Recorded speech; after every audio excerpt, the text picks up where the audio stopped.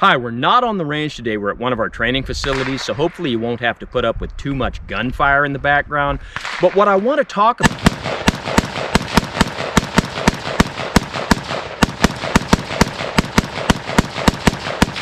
until the handle breaks off and you got to call a doctor to pull it out again. But what I really want to talk about is recently we went over 500,000 subscribers. And at milestones like 100 and 200,000 and so on, we've done renditions of frequently asked questions. So today is frequently asked questions, volume 5. And we have a lot of new subscribers asking new questions, so there will be some new material. But we have a lot of subscribers asking the same old questions, so there will be some redundant material. And what I want to start with are the same two things I always start with: hearing protection and eye protection. This is a military issue earplug case. I wear earplugs with every shot I take. Sometimes I wear earplugs and earphones. I also have safety glasses. And although I don't consider them necessary when shooting paper targets or using the chronograph, I do wear them when I'm shooting things that have a potential for blowback.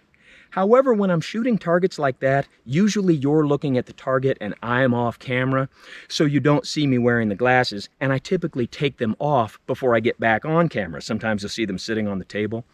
I don't like to wear them on camera for several reasons, primarily two, and yes, I've covered this before. One is I'm dependent, at least in part, on facial expressions to get my point across, and the glasses hinder that. Secondly, they look dumb. One of the things I've had to deal with, and I've mentioned this before too, is sometimes when people see me, they immediately come to the conclusion that I'm of significantly subpar intellect. Now, I could bore you for an hour with anecdotes about the times the police have stopped me because they thought I was a pins who had gotten away from my handler. Yes, really. But the short version is, when this is what I have to work with, I don't need to exacerbate that by wearing the glasses.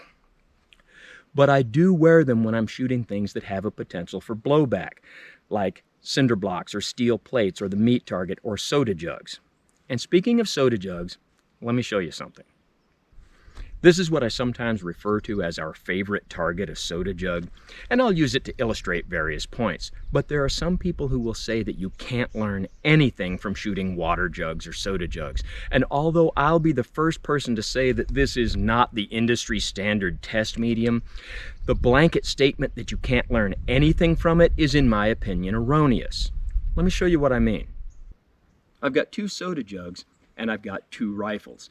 This one's loaded with Remington 22 long rifle, brass wash round nose. This is loaded with Remington 223 Remington copper jacketed spear point. The diameters of these two projectiles is virtually identical. And even though this is a brass wash and this is a true copper jacket, they're both basically jacketed, non-expanding projectiles. And there are those who would argue that just because this has a lot more velocity, with the similarity in the diameter and the design of the projectiles, this one won't really be any more effective than this one. Let's see if these two soda jugs can help us test that hypothesis. I'll shoot the soda jug on your left with the 22, the one on your right with the 223, and let's see if there's any difference in effectiveness.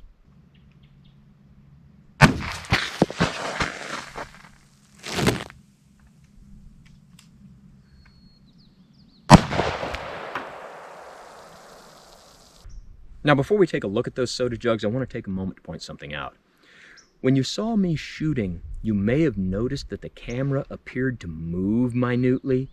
This camera has a self-centering feature, and sometimes it will appear to move when it isn't moving. I do have a camera operator. He's standing behind the camera right now, but when the camera is in such close proximity to the target, he activates it and then moves behind the firing line. There's never a time when the camera operator is in the line of fire. Recently, in one of our presentations, I was shooting soda jugs and a viewer noticed the camera appeared to move, and he was alarmed that the camera operator was in such close proximity to the target, and he actually wrote, quote, "Shame on you." The camera is somewhat expendable. It can be close to the intended target. The camera operator is never in the line of fire. Okay, let's take a look at our soda jugs. I usually like to shoot Shasta products. Today we're shooting what's available. This stuff purports itself to be a great value. I doubt that. But anyway, here's the one we shot with the 22. Here's what we shot with the 223. Now, a definitive test medium? No. But can you really say we didn't learn anything from this? I'd say we did. On the subject of Shasta products, I like to shoot Shasta products because they're readily available at my local stores, reasonably priced, and they come in cool designer colors. And this has led to the question, am I sponsored by Shasta? The answer is no, we do not have any corporate sponsors. But it also leads to the suggestion that I should be sponsored by Shasta. Well, there's a story that goes with that. A while ago, we came up with the idea of filming a test commercial, sending it to the Shasta Corporation, and seeing if they wanted to sponsor us. And I wanted to do it in that vein of the old TV shows and radio shows where the star of the show would advertise the product. On the Dragnet radio show, Jack Webb would tell you how great Fatima cigarettes are. In the black and white television episodes, Jack Webb would tell you how great Chesterfield cigarettes were. In the black and white episodes of the Andy Griffith Show, Andy Griffith himself would tell you how great Jell-O chocolate pudding was, and we wanted to do an homage to that. Well, it didn't really work out the way we planned, but let me show you what we did get. Rolling and action. Hi, Paul Harrell here for Shasta Soda. After a long day at the range, whether it's sunny or rainy, there's nothing quite as refreshing as Shasta red-colored carbonated beverage. Cut. Paul, it's fruit punch. Is there any fruit in it? No. Well, I can't call it fruit punch. Rolling and action. Hi, Paul Harrell here for Shasta Soda. At the end of a long day at the range, whether it's sunny or rainy, there's nothing quite as refreshing as Shasta red punch.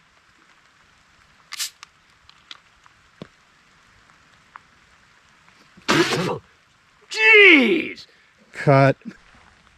Rolling. Is this stuff going to taste any better? Yes. Okay. And action.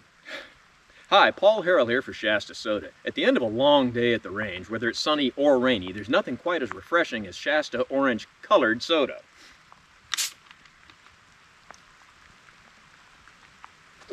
That's even worse! Cut. Rolling. Okay, well this is cola. They can't screw that up too bad. Okay. Paul, what's with the glasses? Oh, I got some of that nasty stuff in my eye last time. Oh, okay. And action. Hi, Paul Harrell here for Shasta Soda. At the end of the long day at the range, whether it's sunny or rainy, there's nothing quite as refreshing as Shasta Cola.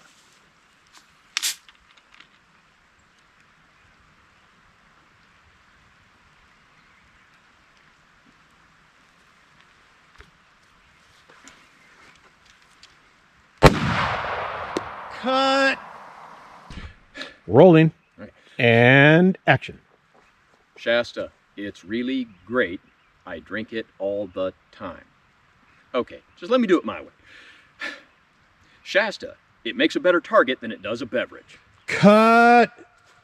Another concern people have expressed in the area of safety is that they become alarmed when I shoot at the target without looking at it. Okay, there's three things to take into consideration.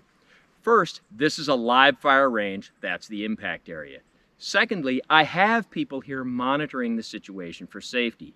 And third, I have fairly good peripheral vision. I can see that target. Now let's take a close-up look at that target.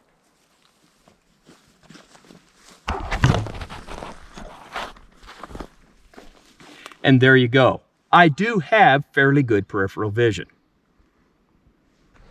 A question that's been asked a lot lately is about my shooting jackets in general, and especially about my newest one.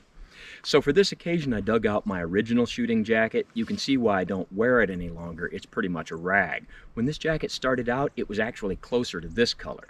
Now this has pockets, and then lower pockets with shot shell loops, and then a game bag where you can put dead rabbits, squirrels, birds, whatever. This jacket is similar. It's got a padded shooting shoulder, it's got the pocket, it's got the lower pocket with shot shell loops, but the game bag, instead of being an integral part of the jacket, is attached to the outside, and it's a zippered pouch. You can take it off and launder it separately. Now, most of the jackets that I've worn have a Sears or J.C. Higgins label. This one was made circa 1975 by Bob Allen Fashions. And speaking of fashions, let me show you something. On the subject of fashion, recently quite a few people have asked, yes really, the question, is there a Paul Harrell fashion doll or action figure? And the answer, believe it or not, is yes, one of a kind, custom made by Chuck. Let's take a close-up look at him. I've got this M16A1 loaded with Remington green and white box 223 Remington 55 grain full metal jacket spear point, and this Colt government model loaded with Remington green and white box 45 ACP 230 grain full metal jacket round nose. And from a distance of 7 yards, I'll shoot this meat target, which is followed by the new and improved high-tech fleece bullet stop. Okay, the origin of this was that Chuck found an action figure that kinda sorta looked like me, altered its hair to look more like mine, and then custom made this clothing. This jacket even has a game bag on the back of it. Now, people will ask, and the answer is no, you can't buy one. This was labor intensive enough, Chuck would have to sell them for $100 a piece. Now, since our action figure had an A1 platform rifle, this is a good time to discuss my A1 platform rifle. Recently, this was featured in a presentation, and I said it was an A1, and I got quite a bit of commentary from people doubting that. They thought it was an A2. If you look closely, clearly A1 sights, clearly A1 barrel. This is an A1. It just has A2 handguards on it. The A2 handguards are a little more durable than A1 handguards, and if I do break these days A2 handguards are a lot easier to get than A1 handguards. Okay, now we are on the range, so please bear with gunfire here in the background. And the next thing I have to discuss is the question of why do I feel the need to respond to haters and the advice that I shouldn't? Okay, the great majority of the time I don't respond to such things, but there are some things that I have to deal with. Let me see if I can explain this. I try, not always successfully, but I try to read all of the commentary. That process is made more difficult when I have to read 40 different versions of the same erroneous comment. Such as when I'm explaining something that's complex and I say you start with A and A becomes B, B becomes C, and C becomes D. I'll read commentary from people telling me that I neglected to discuss D. No, I discussed D in detail, but people made the comment before they watched the entire segment. And that's why I will sometimes say, before you send me any hate mail, watch the segment in its entirety, to reduce the number of erroneous comments that I get, thus making it easier to read all of the commentary. A good example is, right now online we have a presentation on my top 5 guns for home defense. However, what you currently see is the second version of that. I had a version of it that I had to take offline because I was overwhelmed with hate mail. The great majority of that hate mail having to do with people telling me how unsound my advice was and how poor my recommendations were. Even though at the beginning of that presentation I said what I thought was very clearly that I'm not making any recommendations, I'm just showing the firearms that I use. And then I repeated that at the end of the presentation. My favorite comment that I got was someone who described me with several different colorful adjectives, and I'll try to get the quote right, but then he wrote, "James Yeager would have a field day with you. You're going to get someone killed with your stupid recommendations." Close quote. Now, when I read that, I thought that was a joke. But then I realized that no, it wasn't. It was the archetype for an entire genre of commentary. And I don't want to get into the sad testament that makes to the condition of our public schools, but obviously this was from people who hadn't gotten the disclaimer I'd made at the beginning. And I had to take it offline, refilm that presentation in its entirety, and that's the version you currently see. And that's why I repeat that thing about not recommendations, just showing you the firearms that I use several times over. And that brings up another question, which is people sometimes ask me, why does it always sound like I'm condescending to you? That's why. I've learned the hard way that there are certain things that I have to repeat several times to get the message across to some members of the audience. The rest of us just have to put up with it. But the subject of responding to haters and the advice that I shouldn't has recently come up a lot. Some events occurred and I had to make a presentation entitled Rebuttal. That's a good point right there. The word is titled. I say entitled because that's easier to understand for some of the audience, especially people who have a little bit of hearing impairment. But I have to explain, that's why I say the word entitled, to reduce the number of comments I get from people trying to correct my grammar. But in doing the rebuttal presentation, I had people telling me that I shouldn't have done it, that it was unnecessary, I'm giving haters traction, I'm giving them the attention that they want. And people we're quoting Twain, and there's a Heinlein quote about trying to teach a pig to do something. Okay, let me give you another quote, and there's different versions of it, but the version I'm going to say is, a lie left unchallenged and uncorrected will eventually become accepted as the truth. Now, I'll give you a hint as to who said that. But the thing is, when fictions are perpetrated, even if they're unintentional, that can sometimes create trouble for the people about whom those fictions were perpetrated. Let me tell you a couple of anecdotes. When I was in the military, we were doing a training exercise, and we're doing an amphibious operation, and we hit the beach, and we move inland, and off we go. And fairly close to us, a brush fire got started. Well, it starts moving pretty fast. So our training plan changed to, let's do a road march out of this area. And while we're going this way, the fire department's going that way. And one of the troops decided he'd be funny, and he yells over at Private Santana, "Hey Santana, why'd you start that fire?" Okay, that was funny. Then one of the other troops wanted to jump on that bandwagon. "Santana started that fire?" The next thing you know, that rumor is moving faster than the fire, and it goes from the platoon to the company to the battalion level. And the battalion command element becomes aware of it. And it ended up with the platoon commander and or the platoon sergeant having to have a face-to-face with the battalion commander and XO and battalion sergeant major, explaining to those people that no, that was just troops goofing off. Santana did not start the fire. But there remained a cloud of suspicion over Santana for a long time. Sometimes fictions offered in jest still have consequences. Now let me tell you another anecdote. And this one might not make a lot of sense because I'm taking a 30-minute story and reducing it to hopefully 3 minutes. But it goes like this. I was dealing with a mentally ill woman. And side note, Wilberforce, I'm not talking about you. Not everything's about you. In fact, virtually nothing is about you. You are not special, and you're not the only mentally ill person who stalks the channel. Okay, to get back on task, dealing with a mentally ill woman who had bipolar disorder with schizophrenic features. Now, on her meds, she was as sane as anybody, but unfortunately, bipolars sometimes go off their meds. She had and has become delusional. Patients like this, when they are delusional, it is very common that the delusions include fantasies that they're spies or secret agents or they work for the government. This particular woman's fantasy included the delusion that she was an FBI agent. It also included the delusion that I was an FBI agent, which I most certainly am not, and that I was her partner.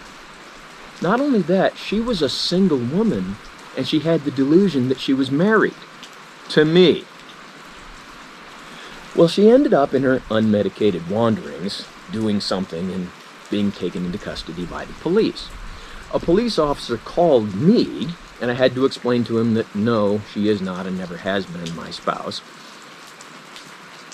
And then he starts asking me some really odd questions about my affiliation with the federal government.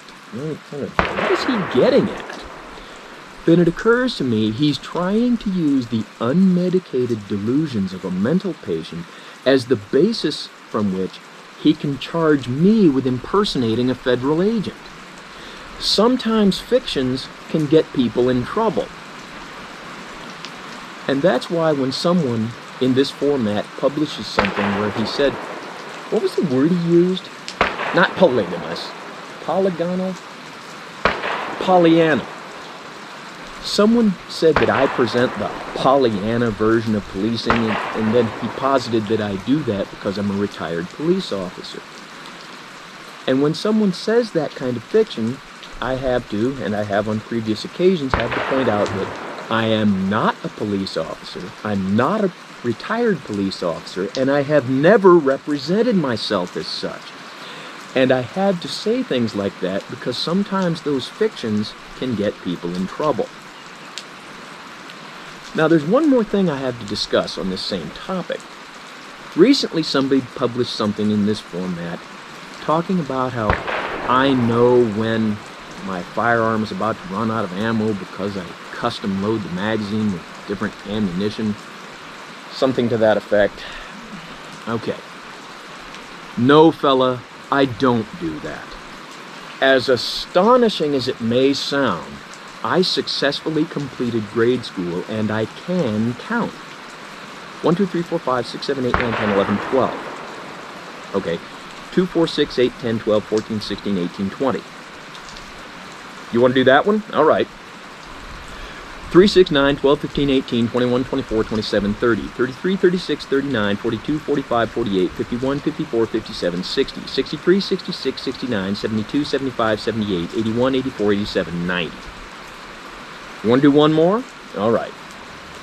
4, 8, 12, 16, 20, 24, 28, 32, 36, 40, 44, 48, 52, 56, 60, 64, 68, 72, 76, 80, 84, 88, 92, 96, 100. I can count. I've talked about a few negative things, but I want to end this by talking about a couple of positive things. One, we get various different versions of the question, is it always raining? And the answer is no, just almost always. And really, I've been out in the rain so much I hardly notice it anymore. And if I waited for the rain to stop, I would never get anything done. The second thing I want to talk about is reaching 500,000 subscribers is quite a milestone, and it's been a lot of work for the crew and for me. However, it is something that we could not have accomplished without you.